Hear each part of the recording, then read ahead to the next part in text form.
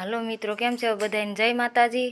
અમે કાલ કહેતા ને અધૂરી ઢીંગલી છે, આ જવો આખી પૂરી કરી નાખી। આ જાનુડી માટે લાઈક કરો, શેર કરો, કોમેન્ટ કરો।